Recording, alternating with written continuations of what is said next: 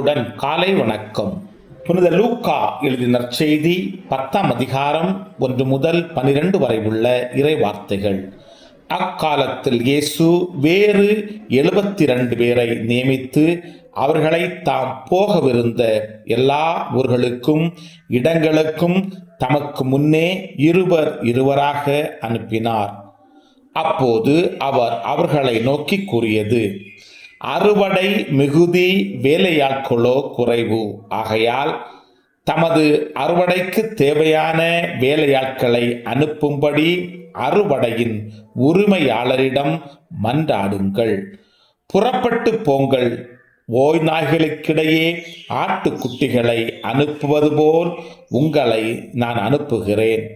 பணப்பையோ வேறு பையோ மிதியடிகளோ எதுவும் நீங்கள் எடுத்துச் செல்ல வேண்டாம். வழியில் எவருக்கும் வணக்கம் செலுத்த வேண்டாம். நீங்கள் எந்த வீட்டிற்குள் சென்றாலும் இந்த வீட்டிற்கு அமைதி உண்டாகுக என முதலில் கூறுங்கள். அமைதியை விரும்புபவர் அங்கிருந்தால் நீங்கள் வாழ்த்து கூறிய அமைதி அவரிடம் தங்கும். இல்லாவிட்டால் அது உங்களிடமே திரும்பிவிடும். அவர்களிடம் உள்ளதை நீங்கள் உண்டு குடித்து அந்த வீட்டிலேயே தங்கியிருங்கள். ஏனெனில் வேலையாளர் தம் கூலிக்கு உரிமை உடையவரே. வீடு வீடாய் செல்ல வேண்டாம்.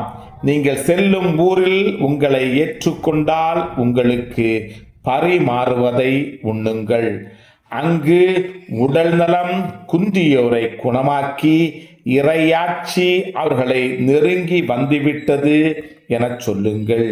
நீங்கள் செல்லும் ஊரில் உங்களை ஏற்றுக்கொள்ளாவிட்டால் அதன் வீதிகளில் சென்று, எங்கள் கால்களில் ஒட்டியுள்ள உங்கள் ஊர் தூசியும் உங்களுக்கு எதிராக உதறிவிடுகிறோம், ஆயினும் இறையாட்சி நெருங்கி வந்துவிட்டது என்பதை அறிந்து கொள்ளுங்கள் எனச் சொல்லுங்கள். அந்த நாளில் அவ்வூர் பெரும் தண்டனை சோதோம் நகரில் பெறும் தண்டனை விட கடினமாகவே இருக்கும் என உங்களுக்கு சொல்லுகிறேன். கிறிஸ்துவின் நற்செய்தி. இந்த நாள் இனிய நாளாக அமைய வாழ்த்துக்கள். பல பல பல புதுமைகள், பெருமைகள், இனிமைகள் இறங்கிய நல்ல நாள், ஒரு நல்ல நாள், நம் தேவன் தந்த நாள். இது நல்ல நாள், ஒரு நல்ல நாள், நம் தேவன் தந்த நாள்.